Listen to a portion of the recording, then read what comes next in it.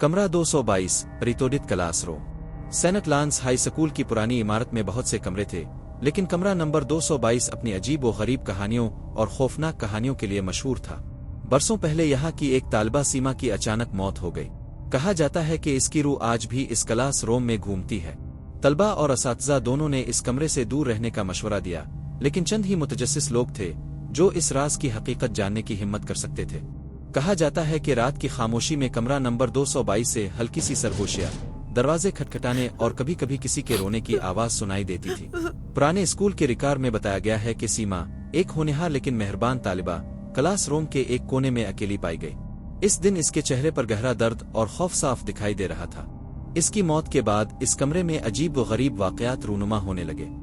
एक दिन 4 मुतजस्सिस दोस्त आरो, नेता, सोनो और माया इस राज की तह तक पहुंचने का फैसला करते हैं। इम्तिहान के बाद जब बाकी तलबा घर लौटने लगे तो ये चारों स्कूल के पीछे पुराने हिस्से में चले गए जहां कमरा नंबर 222 वाक़ था। उर्वा ने आहिस्ता से कहा, हमें मालूम होना चाहिए कि सीमा की रूह क्या चाहती है। शायद इसे सुकून नहीं मिला। नेता ने झिझकते हुए कहा जाता है कि जो भी यहाँ आता है इसकी यादें हमेशा इसके साथ रहती हैं। हमें मोहतात रहना होगा। कमरे का दरवाजा खोलते ही इसे ठंडी हवा का झोंका महसूस हुआ। आहिस्ता आहिस्ता एक मध्यम रोशनी कमरे के अंदर फैल गई, जैसे वक्त वहीं रुक गया हो। दीवारों पर पुरानी तस्वीरें और टूटे फूटे फ्रेम थे, जिनमें से बाज की आंखें बाहर झांक रही थी। सोनू ने देखा कि एक हल्का सा साया अंधेरे कोने में हरकत कर रहा है। अचानक टार्च की किरणें पड़ते ही साया गायब हो गया। माया ने डरते डरते कहा, क्या वो सीमा की रूह है? मैं इसकी उदास शक्ल देख सकता था। जैसे जैसे वो कमरे की गहराई में गए, एक अजीब सा एहसास चारों के दिलों में खौफ भर गया। फिर दीवार पर एक धुंधली सी शक्ल नमूदार हुई। इसके चेहरे पर उदासी और आंखों में उनकही दर्द। इसकी आवाज गूंजी, मुझे माफ कर दो, मुझे इंसाफ चाहिए। उर्वा ने आहिस्ता से पूछा, क्या तुम सीमा हो? बताओ, तुम्हें किस बात का अफसोस है?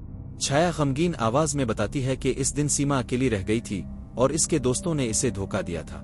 इसकी रूह को कभी सुकून नहीं मिला क्योंकि इसके साथ जुल्म हुआ था।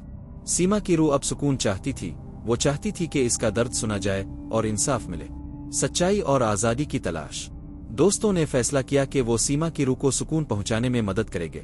अगले दिन इसने स्कूल के पुराने रिकॉर्ड को खोद कर दरियाफ्त किया कि सीमा की मौत के पीछे एक मोहलिक साजिश थी।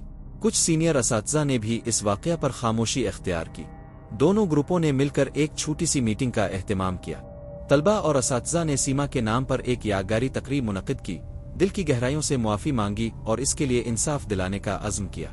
इसी शाम जब वो सब कमरा नंबर 222 में जमा हुए और सीमा के उदास अल्फाज दोहराए तो कमरे में एक हल्की सी रोशनी फैल गई और सीमा का साया आहिस्ता आहिस्ता खत्म हो गया। आखिरकार सीमा की रूह ने एक पुरसुकून मुस्कुराहट दी और खामोशी से कमरे से बाहर निकल गई। बंदिश। इस दिन से कमरा नंबर 222 में खौफनाक वाकयात रुक गए। स्कूल के तलबा अब इस कमरे के बारे में सिर्फ एक याद दहानी के तौर पर बात करते हैं। ये सबक इस बात का है कि माजी के जख्मों को मुंदमिल करना और गलतियों का अजाला करना कितना जरूरी है।